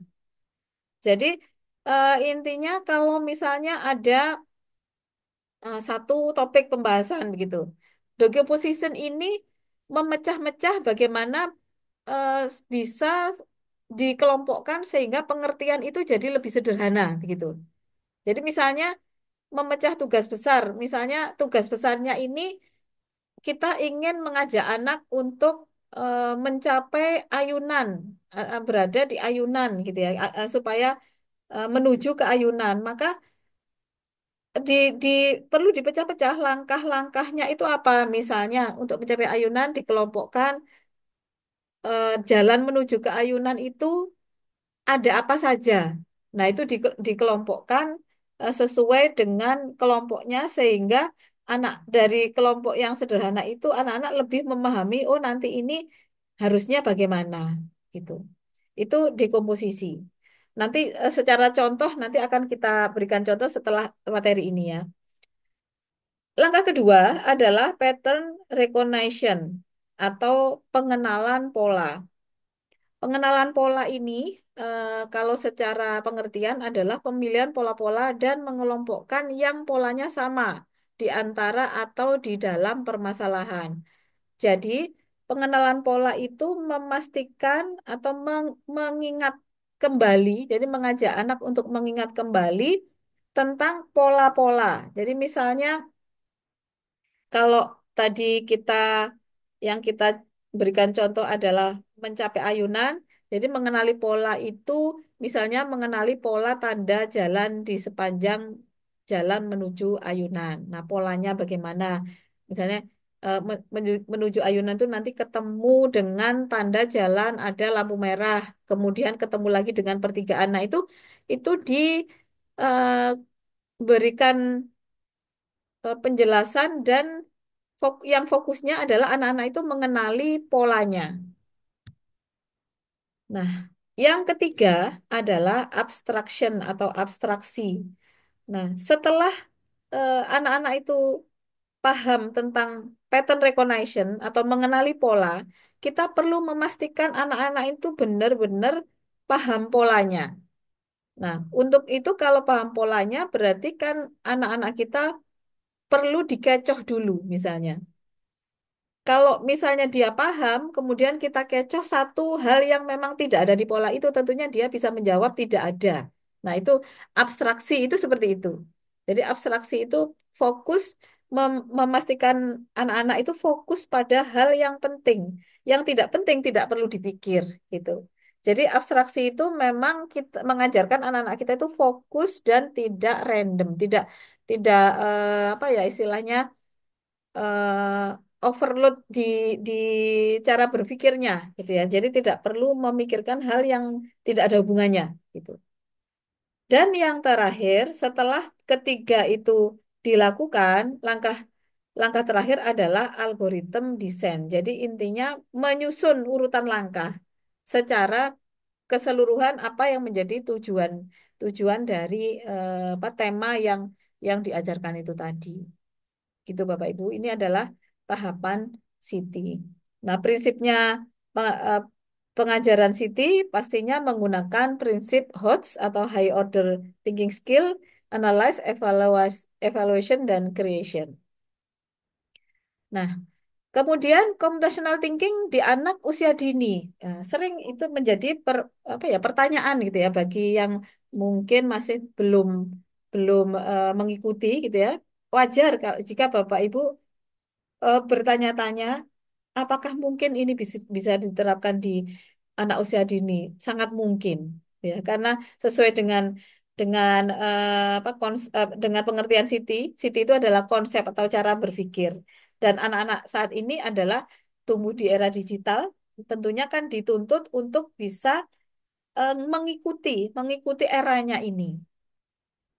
Nah, kemudian jika anak-anak terbiasa memiliki kemampuan computational thinking, diharapkan pola berpikir ini akan membantu mereka tumbuh dengan kemampuan kritis, logis, dan mampu mengurai masalah kompleks yang nantinya mereka hadapi di era globalisasi. Gitu. Kemudian eh, dalam computational thinking yang pasti menggunakan konsep problem solving Artinya computational thinking itu kalau di dalam pendekatannya pasti pendekatan project. Jadi kebanyakan pendekatan project. Nah, dari project itulah diharapkan outputannya ini adalah sebuah problem solving yang sangat syarat dengan kritis dan eh, tepat, begitu ya, tepat sasaran. Nah, baik, kita lanjutkan dengan bagaimana menerapkan lebih konkret computational thinking itu di kalangan PAUD, Bapak Ibu. Jadi kalau melihat dari contoh tadi, nah saya pindah slide saja ya, di slide yang satunya saja.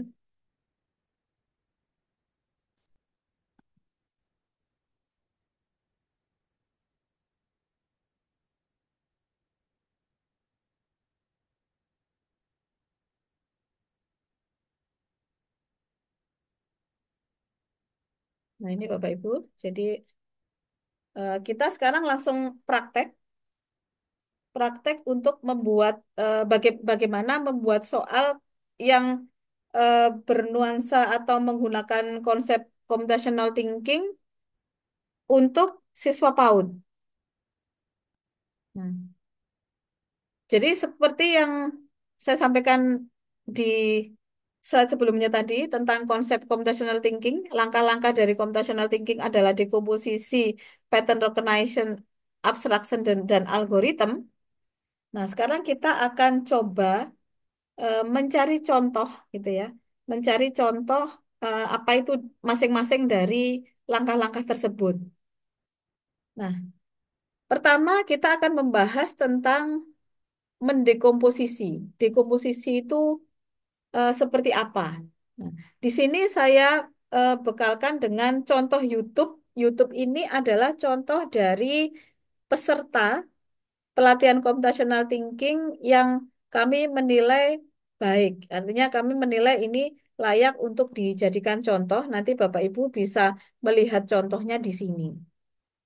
Nah, saya akan langsung saja di sini. Jadi computational thinking ini misalnya apa dekomposisi ini misalnya begini. Karena tadi ini adalah tugasnya apa temanya adalah untuk membersihkan atau untuk merapikan mainan misalnya ya. Maka untuk merapikan mainan, anak-anak memecah tugas besar yaitu merapikan mainan menjadi beberapa langkah. Gitu ya. Ini dekomposisi itu seperti ini. Jadi memecah menjadi beberapa langkah atau mengelompokkan beberapa ke dalam beberapa langkah karena merapikan mainan, misalnya mainan itu ada beberapa jenis, ada boneka, mobil-mobilan, balok, maka minta anak untuk mengelompokkan yang boneka dikelompokkan sendiri, mobil-mobilan dikelompokkan sendiri dan seterusnya. Lalu kalau sudah terkumpul, maka menempatkan mereka apa mainan tersebut di tempat yang sesuai gitu. Nah, ini contohnya lagi. Misalnya aktivitas puzzle, misalnya. Aktivitas bermain puzzle. Contohnya memberikan anak-anak puzzle sederhana yang terdiri dari beberapa bagian. Mereka akan belajar memecah gambar besar menjadi bagian kecil yang kemudian menyusunnya kembali. Nah, ini contoh contoh jika bermain puzzle. Dekomposisinya dekomposisinya di mana? Dekomposisinya ya memecah kelompok-kelompoknya itu. Misalnya puzzle-nya itu tentang dinosaurus. Nah, anak-anak diminta untuk anak-anak kelompokkan yang bagian kepala itu yang mana, bagian badan yang mana, bagian kaki yang mana. Nah, kalau kalau bagian-bagian itu terkelompokkan sesuai dengan golongannya, maka diharapkan outputannya ketika mereka bergerak untuk menyelesaikan puzzle itu, dia tahu kalau posisi di gambarnya kepala itu berarti mengambil bagian puzzle yang mana. Nah, itu contoh dekomposisi. Kemudian misalnya lagi tentang kerajinan misalnya. Misalnya saat anak membuat kerajinan tangan, saat anak-anak buat kerajinan, ajarkan anak-anak untuk membagi proses menjadi langkah-langkah kecil seperti menggambar, memotong, menempel gitu ya. Jadi ada bagian menggambar siapa, memotong siapa, menempel siapa. Jadi jika waktunya menempel berarti siapa yang nanti bertugas dan seterusnya. Sehingga proyek kerajinan ini akan cepat selesai daripada tidak ada pembagian tugas. Contohnya lagi misalnya menceritakan sebuah cerita.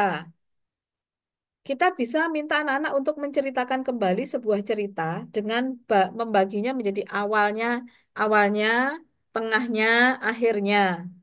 Sehingga anak-anak tidak random menceritakan. Jadi awalnya itu bagaimana ceritakan. Kemudian setelah itu tengahnya bagaimana dan akhirnya bagaimana.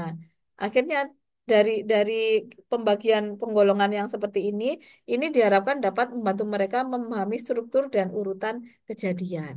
Gitu. Itu dekomposisi. Jadi semua yang ada di tahapan Siti itu sangat-sangat bermanfaat Bapak Ibu. Tapi caranya memang kita benar-benar harus mempraktekkan. Jadi bukan hanya memahami tapi mempraktekkan dengan cara praktek mengerjakan tugas yang nanti ditugaskan kepada Bapak Ibu. Baik, ya sekarang kita bahas eh, contoh teknis pembuatan soal yang kedua, yaitu pattern recognition. Jadi langkah kedua adalah pattern recognition atau pengenalan pola. Kalau dari pengertiannya kan kemampuan untuk mengidentifikasi kesamaan, perbedaan, dan tren dalam data atau situasi ya. Ini tadi secara konsep juga sudah kita pelajari. Di sini sudah saya bekalkan juga contoh yang di YouTube. Nah, sekarang kita akan coba contoh yang apa, dalam sehari-hari. Jadi contohnya misalnya permainan berulang. Di dalam contoh pattern recognition ini, kita mengambil tema misalnya permainan berulang atau kalau di SD itu deret gitu ya atau mungkin permainan berulang sediakan satu apa tiga tiga apa ya tiga benda yang punya bentuk yang berbeda misalnya satunya lingkaran, jajaran genjang, kemudian segitiga dan seterusnya Bapak Ibu. Nah, kita bisa menggunakan permainan berulang ini. Nah, pattern recognition itu ada di mana? Pattern recognition ada di anak-anak tahu polanya. Anak-anak mengenal polanya. Jadi kalau misalnya ada deret, di sini ada lingkaran segitiga balok, kemudian lingkaran segitiga balok, anak-anak paham polanya. Setelah lingkaran, kemudian segitiga, kemudian balok. Jadi ini kita tekankan ke anak-anak bahwa pengenalan pola ini perlu mereka kuasai supaya tahu bagaimana cara menyelesaikan masalah yang lebih efektif. Dengan salah satunya dengan bekal pengenalan pola itu. Kemudian contohnya lagi aktivitas penyusunan balok. Nah, aktivitas penyusunan balok ini kita bisa mengajak anak-anak menyusun balok dengan pola warna atau bentuk tertentu misalnya. Ini sama ya, hampir sama dengan contoh yang pertama. Atau contohnya lagi mengamati alam. Kita bisa mengajak anak-anak mengamati pola alam. Misalnya eh, setelah siang, malam gitu ya. Atau mungkin mengamati apa mengurutkan waktu sholat gitu ya. Waktu sholat dimulai misalnya dari subuh, duhur, asar, maghrib, isya dan seterusnya. Jadi kita mengenalkan pola setelah subuh, kemudian duhur, setelah duhur, asar dan seterusnya. Nah, ini adalah mengenalkan pola dan memastikan anak-anak mengenal pola tersebut. Nah, setelah pola ini dikenali dan dikuasai oleh anak-anak, maka kita perlu memastikan fokus anak-anak ini bahwa mereka bahwa mereka memang menguasai polanya. Nah, adalah dengan cara abstraction. Abstraction ini memastikan anak itu hanya menggunakan atau fokus pada hal yang penting saja. Jadi misalnya setelah tadi contoh urutan tadi misalnya segitiga, lingkaran segitiga balok. Kemudian ada jajaran genjang. Nah, kita kita bisa kecoh dengan jajaran genjang. Kalau anak-anak ini menggunakan jajaran genjang itu dalam deretan, berarti dia dia polanya masih belum belum menguasai. Tapi kalau anak-anak ini menguasai, harusnya jajaran genjang itu ditolak. Ini tidak bukan bagian dari pola. Nah, ini adalah abstraction. Nah, ini contoh-contohnya ya. Jadi misalnya mengidentifikasi cara membuat sandwich. Nah, misalnya anak-anak akan fokus pada langkah-langkah penting dalam membuat sandwich seperti menyusun bahan dalam urutan yang benar dan mengabaikan detail yang tidak relevan seperti warna, bahan, atau bentuk roti. Nah, itu. Terus contohnya lagi misalnya simbologi sederhana. Kita bisa menggunakan simbol-simbol sederhana untuk mewakili konsep atau objek, seperti menggunakan bentuk hati untuk menggambarkan kasih sayang, misalnya begitu. Kemudian cerita bergambar, kita bisa memberikan gambar sederhana dan minta anak-anak menjelaskan cerita di balik gambar tersebut, membantu mereka memahami konsep dari representasi visual minimalis. Ini adalah contoh dari abstraksi. Dan yang terakhir, setelah tiga ini dikuasai oleh anak-anak, maka kita mengajarkan tentang penyusunannya atau algoritmanya. Kalau di bahasa komputer itu algoritma. Jadi algoritma itu kalau secara pengertian adalah berpikir logis, proses berpikir logis dan algoritmik yang dapat dimulai dengan merumuskan serangkaian aksi dan langkah atau urutan untuk mencapai tujuan, atau proses membuat serangkaian langkah atau instruksi yang jelas dan terstruktur untuk menyelesaikan suatu tugas atau masalah. Dari dalam hal ini, yang diharapkan ini anak-anak dapat eh, punya skill melakukan pengurutan dan logika dalam proses pemecahan masalah. Nah, ini contohnya. Contohnya ya untuk instruksi sederhana misalnya minta anak-anak memberikan instruksi langkah demi langkah tentang cara melakukan sesuatu seperti membuat sandwich tadi atau misalnya permain petunjuk arah anak-anak bisa menggunakan permainan di mana anak-anak harus mengikuti serangkaian petunjuk untuk mencapai tujuan tertentu. Begitu juga aktivitas memasak. eh, para peserta atau para Bapak Ibu guru bisa mengajak anak-anak mengikuti resep sederhana yang melibatkan langkah-langkah berurutan. Jadi menggabungkan semua yang ada di dalam tiga langkah tadi, dekomposisi, pattern, recognition, dan abstraksi.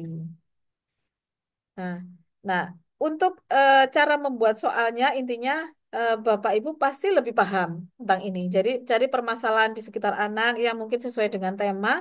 Jadi artinya ini diserahkan ke Bapak Ibu untuk apa yang perlu diangkat. Intinya yang diharapkan ya permasalahan itu simpel, dapat diambil dari hal-hal yang dapat dilakukan, yang biasanya dilakukan oleh anak-anak. Nah, ini contoh-contoh yang tema yang sudah dikerjakan oleh para peserta dari 1.400 sekian yang tersertifikasi itu. Nah, ini contoh-contoh tema ini nanti bisa Bapak Ibu pelajari. Nah, ini ada banyak contoh-contoh. Nah, ini sebenarnya ada di YouTube. Nah, ini adalah contoh dari penerapan micro teaching ya, penerapan micro teaching yang nantinya juga Bapak Ibu wajib melakukan ini untuk penyelesaian tugasnya yang nanti akan dibimbing oleh Bapak Ibu dosen pendamping. Nah, baik, ini salah satu contoh yang terakhir contoh dari soal bebras. Jadi begini, tadi yang sudah kita coba, yang sudah saya jelaskan itu tadi kan cara membuat atau menerapkan soal-soal bernuansa computational thinking di kalangan PAUD. Nah, namun ini perlu saya kenalkan juga, nanti juga kami akan bekali buku soal, buku soal bebras. Jadi Bapak Ibu memang soal bebras yang sudah dibuat oleh tim bebras dunia dan tim bebras Indonesia ini adalah dikonsumsi di kalangan TK, SD, SMP, SMA. Namun untuk PAUD, apakah mungkin kami sudah mengkonfirmasi bahwa buku bebras yang khususnya untuk si kecil, jadi ada si kecil, siaga, eh, penggalang, penegak. Jadi untuk si kecil ini adalah mulai dari tingkat PAUD, TK sampai SD kelas 3. Nah, soal-soal ini adalah soal-soal bebas resmi bisa digunakan atau bisa menjadi inspirasi bagi Bapak Ibu. Barangkali dari soal-soal tersebut ada yang bisa diterapkan. Ini contohnya, salah satu contohnya seperti ini. Jenis soalnya ini saya ambil dari si kecil. Jadi misalnya gini, Joni si berang-berang harus memasang tali pada sekumpulan pola sehingga tali mengenai batang bagian luar pohon sebanyak-banyaknya. Sebagai contoh, bla bla bla dan seterusnya ya. Maka Joni hanya dapat memasang tali pada 5 pohon. Jadi kondisinya seperti ini. Jadi tali itu bagaimana caranya bisa menyentuh pohon tersebut. Nah, tantangannya jika sekumpulan pohon yang ada adalah sebagai berikut, ya, berapa pohon yang dapat dikenali tali dengan cara tersebut? Nah, kan tinggal dikaitkan ya tali ini. Nah, dari sini bisa dijumlah pohonnya.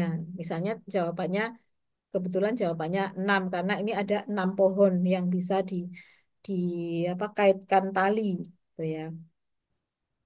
Nah, contohnya lagi misalnya ini. Jadi ini seperti deret ya, apa deret. Jadi mengenali pola dari balok ini yang ada 4 warna. Kemudian di dalam penjelasannya itu kan eh, jika tombol ditekan maka akan berpindah seperti ditunjukkan pada gambar berikut. Nah, ditekannya berarti searah jarum jam sekali, gitu ya. Jika kita tekan tombolnya sekali lagi, di mana letak biru, hijau, dan kuningnya. Nah, gitu kan. Berarti anak-anak kita dimin akhirnya kan dekomposisinya apa, pattern recognition-nya apa, kemudian abstraksinya apa, sampai dengan algoritmanya apa, itu semua masuk di sini. Nanti Bapak Ibu bisa mempelajarinya. Nah, begitu juga contoh ini, misalnya. Ini contoh-contoh sederhana memang yang ada di si kecil, buku si kecil. Jadi misalnya ini ada pola ular ya. Ada pola ular dan benar-benar harus kritis dan teliti. Ular ini kalau kita lihat ada sabuknya, ada gelang ya istilahnya ya. Gelangnya ada yang gelang besar gini dan kecil. Kemudian gerakan pertama dia lurus, gerakan kedua dia nekuk, tapi posisi gelangnya berubah. Kemudian gerakan ketiga dia terlentang, posisi eh, gelangnya juga berubah dan seterusnya.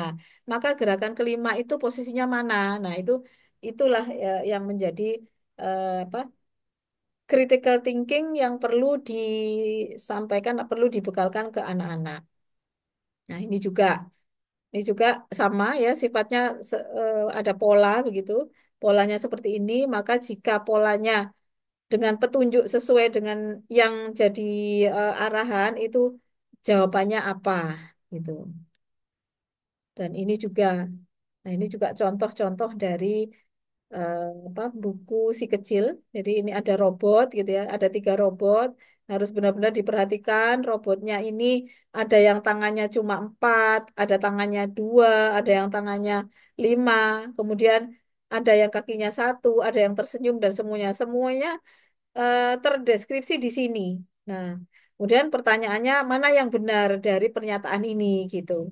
Nah, ini juga perlu kecakapan dalam konsep computational thinking itu. Nanti Bapak Ibu bisa menerapkan.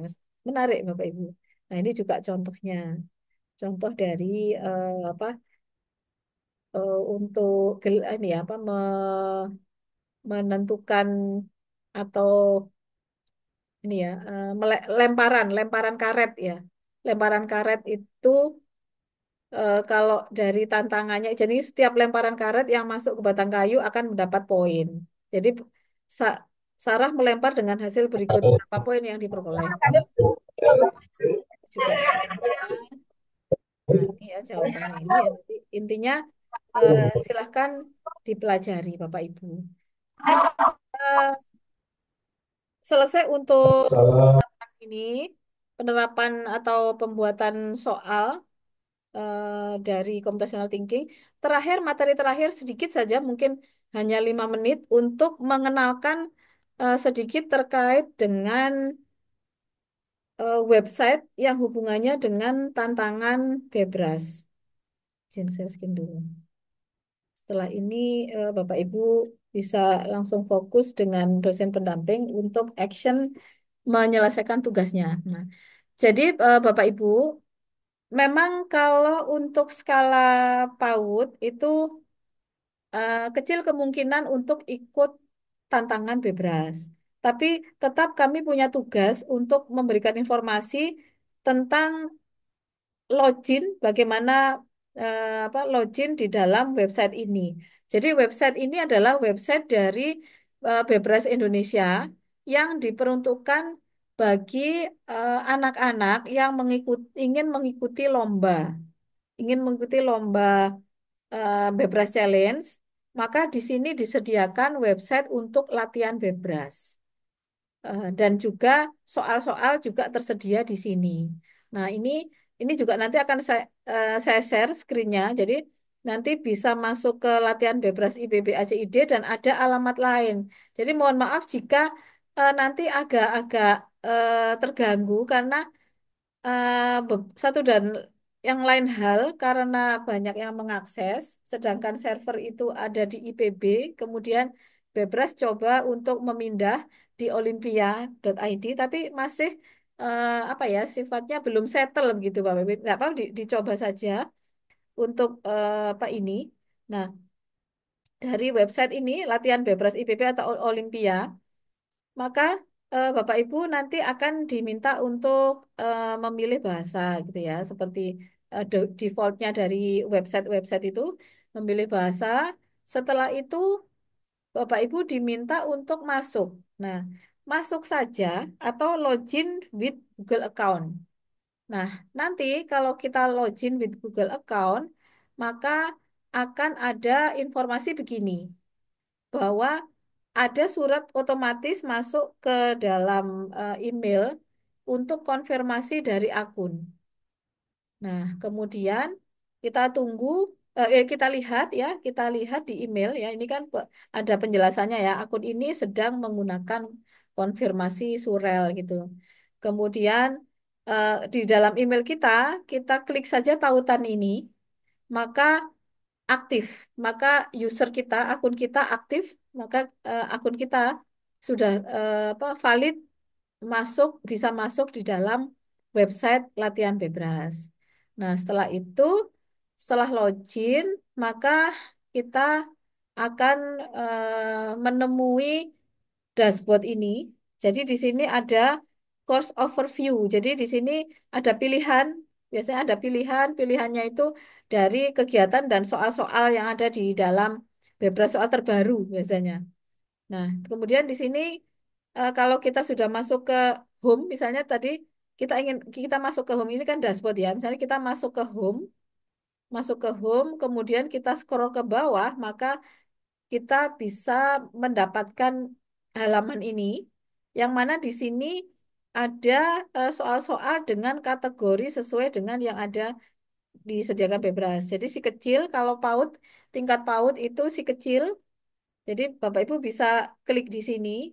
Kalau misalnya Bapak Ibu punya punya putra-putri yang di tingkat SD kelas 4 ke atas sampai dengan SMP dan SMA, monggo Bapak Ibu bisa mengenalkan ke mereka gitu. Jadi ini sebagai bonus Bapak Ibu yang memiliki siswa setara dengan SD, SMP, SMA, Bapak Ibu bisa mengenalkan website ini ke mereka untuk mereka bisa belajar otodidak. Soal-soal bebas itu bagaimana? Di beberapa sekolah, soal-soal bebas itu digunakan untuk senam otak gitu ya. Jadi sebelum sebelum mereka menerima pelajaran, para guru mengajak anak-anak untuk mengerjakan ya maksimal 5 soal begitu, soal-soal bebas untuk senam otak. Jadi untuk pemanasan begitu. Karena ini sangat sangat berguna. Nah, ini contohnya kalau diklik kategori si kecil misalnya. Terus di sini langsung ada, nah ini pendaftaran mandiri itu untuk latihan bebas. Jadi latihan itu nanti juga ada timingnya, ada timernya, terus nanti skornya berapa, itu nanti ada semua. Nah kalau untuk mencoba ini, Bapak Ibu, putra-putrinya, siswa-siswanya bisa didampingi. Jadi karena dia kemungkinan akan kesulitan kalau tidak didampingi. Nah gitu. Jadi seperti itu nggih Bapak Ibu untuk soal-soal contoh dari soal-soal Bebras dan berikut website untuk latihan Bebras dan juga dari website ini Bapak Ibu bisa mendownload soal terbaru. Biasanya tiap tahun ada pembaruan. Pembaruan itu bukan berarti berubah semuanya, biasanya ada tambahan begitu. Karena setiap setiap tahun itu juga dari kami, dari Bebras itu diberikan tantangan untuk membuat soal Bebras, kemudian dikompetisikan harus divalidasi secara internasional baru bisa diterapkan di dalam di dalam buku Bebras yang akan diterapkan ke semuanya. Baik, dari saya cukup itu yang bisa saya sampaikan. Kemudian waktu saya kembalikan kepada Bu Hani. Sekian, Assalamualaikum warahmatullahi wabarakatuh. Waalaikumsalam warahmatullahi wabarakatuh. Assalamualaikum. Baik, terima kasih atas penyampaian materi yang sudah disampaikan oleh Ibu Fitri Marisa. Jadi ada beberapa materi yang sudah disampaikan, mulai dari pengenalan tentang Bebras dan Gerakan Pandai Indonesia, kemudian pengenalan computational thinking, pembuatan dan penyelesaian soal, dan juga tentang pembuatan akun Bebras. Baik, bisa Bunda-Bunda lihat di kolom chat bahwasanya kami sudah mengirimkan link presensi. Jadi dimohon untuk Bunda-Bunda atau dan Bapak-Bapak sekalian untuk bisa melakukan presensi untuk mengisi link yang ada.